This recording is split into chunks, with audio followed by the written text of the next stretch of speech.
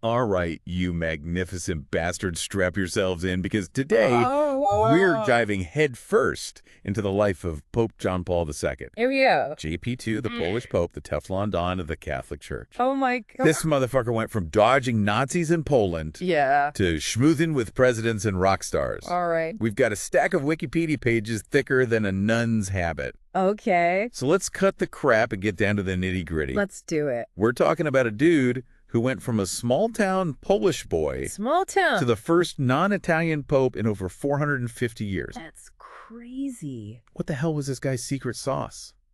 His journey is mind-blowing when you think about it. Yeah. Born Karol Józef Wojtyła in Wadowice, Poland. Try saying that 3 times fast. The town's so small you could probably throw a rock across it. Jesus. His childhood was anything but idyllic. Really? His mother died when he was just a kid. Damn. His brother followed soon after. Oh, shit. And his dad, an army officer, kicked the bucket when Carol was barely 20. Talk about a shit hand to be dealt, right? Damn. That's some serious baggage. It is. But hold on. This guy wasn't just hiding in his seminary, crying into his rosary beads. No. This dude was out there playing football, for Christ's sake. He was. Goddamn goalkeeper. Yeah.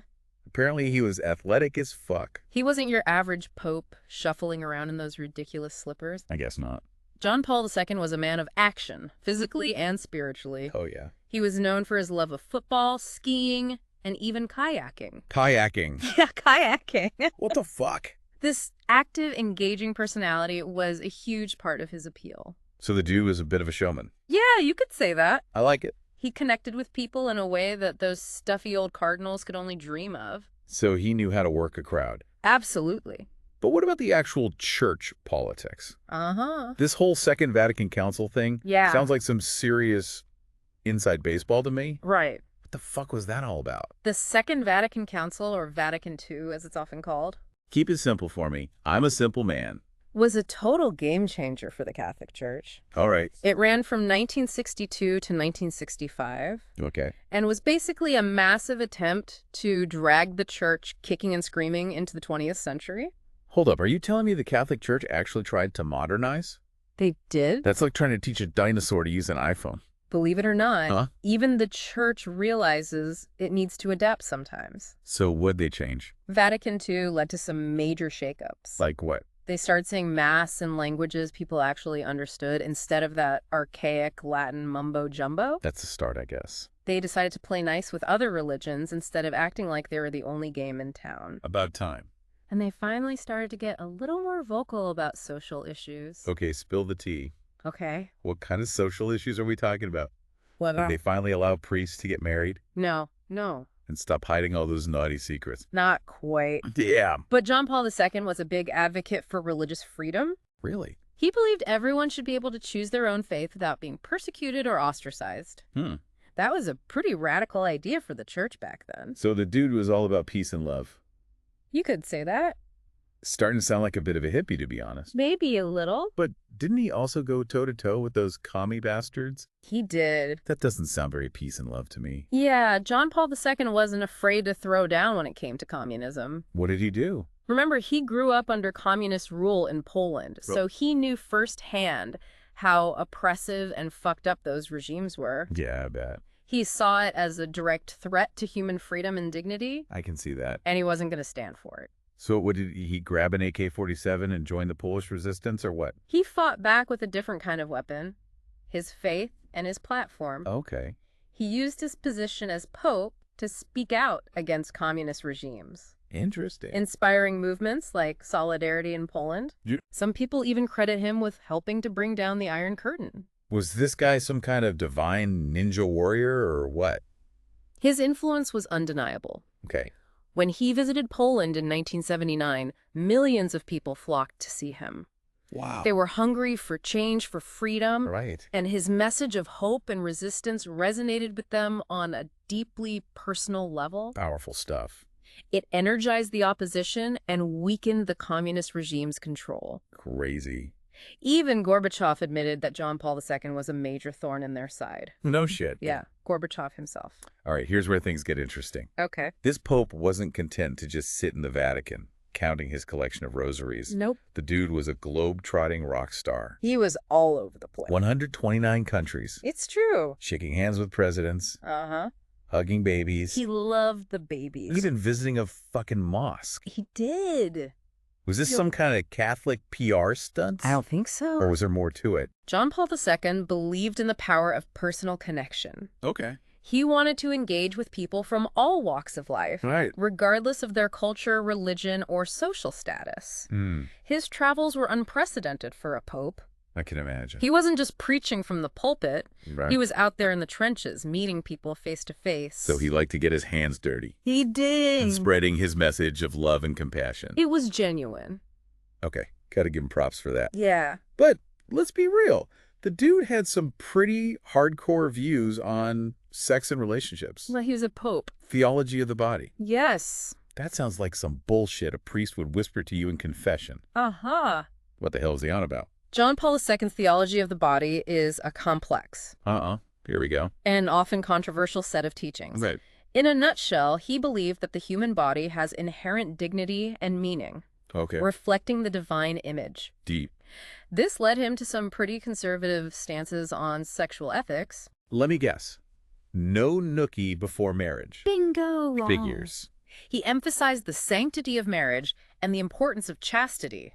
Of course. He also opposed contraception and abortion, Well, there it is. which pissed off a lot of people, even within the Catholic Church. No kidding. It's like this guy was a walking contradiction. That's one way to put A it. charismatic athlete preaching about chastity. Right? He was loved for his compassion, but criticized for how he handled the church's sexual abuse scandals. Talk about a mixed bag of nuts. That's the thing about John Paul II. What's that? He was a complex and multifaceted figure. Okay. A man of his time grappling with some seriously heavy issues. Right. To understand his legacy, you need to look at the whole picture. The good, the bad, and the ugly. Precisely. This is getting juicy. It is. But before we dive into the whole saint or sinner debate, Okay. let's take a quick piss break and grab another beer. Sounds good. We'll be back in a jiffy to dissect more of this John Paul II saga. Looking forward to it. Don't touch that dial, folks. Don't you dare. This is just the tip of the papal iceberg. We're just getting started. All right, you beautiful degenerates, we're back. And guess what? Our beers are topped off, and we're ready to delve deeper into the twisted legacy of good old JP2.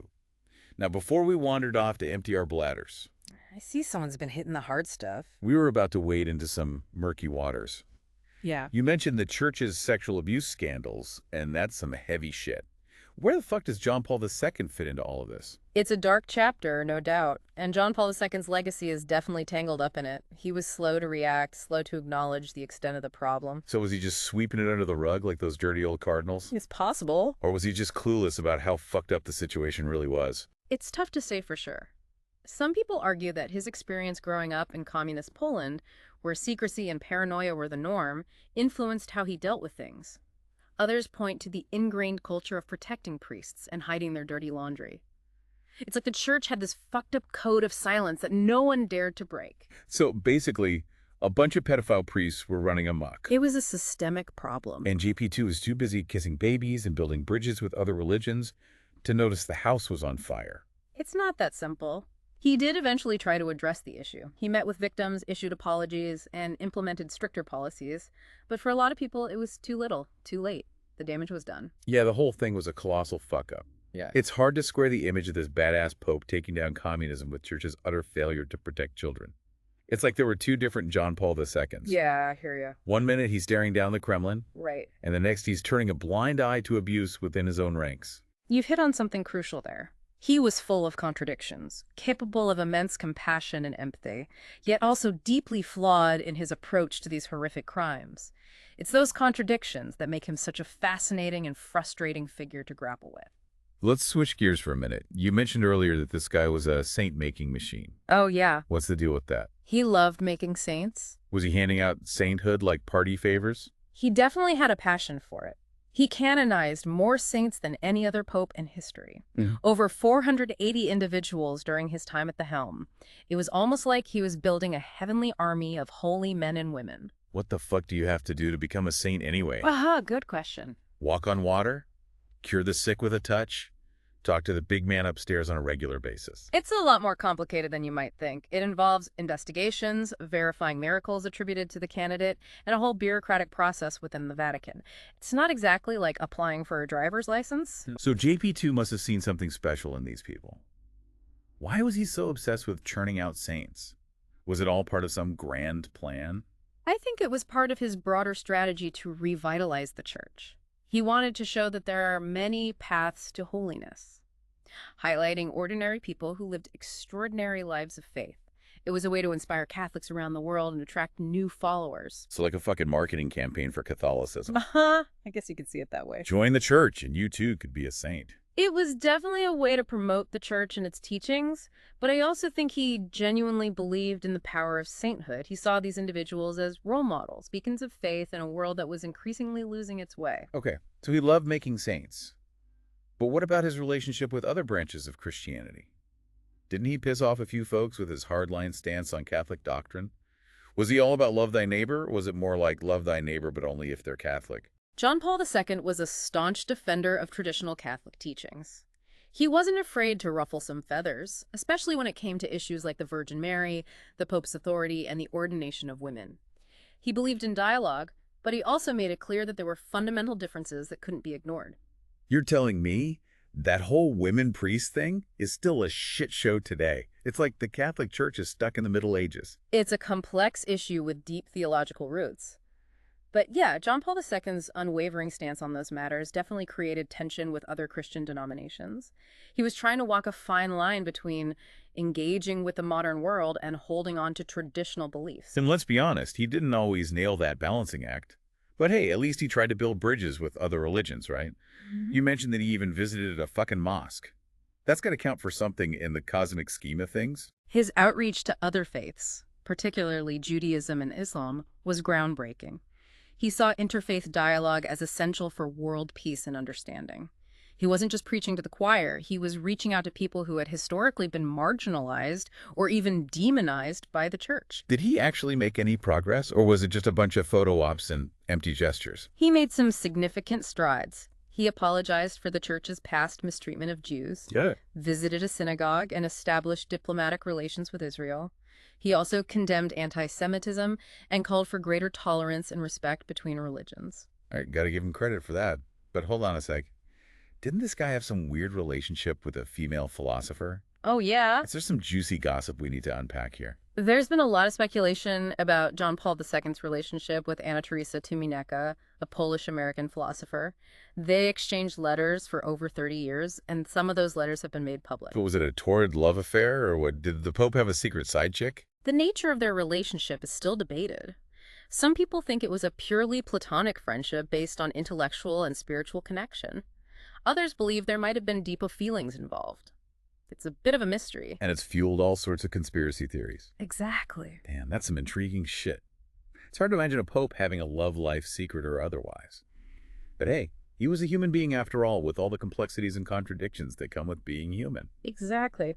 And it reminds us that even the most revered figures have personal lives and inner struggles that we may never fully understand. All right, we've covered a lot of ground here. Right. From Nazi-dodging badass to communist-crushing crusader, from saint-making machine to possible lover boy, this John Paul II dude was one complicated motherfucker. Complicated might be the understatement of the century. He was a man of contradictions, a product of his time, and a figure who continues to fascinate and divide people even after his death. I think it's safe to say that this guy was the most interesting pope in history. But before we crown him the king of popes, let's take a quick break to refill our glasses and gather our thoughts. We'll be back in a flash to wrap up this deep dive into the enigma that was John Paul II. Don't go anywhere, folks. All right, you drunken heathens, we're back. It's time to wrap up our whirlwind tour of Pope John Paul II's batshit crazy life. We've laughed. It's been a journey. We've cried. We've questioned the existence of a merciful God. But most importantly, we've gotten to know this complicated motherfucker in all his glory. We've seen the good, the bad. And the downright ugly.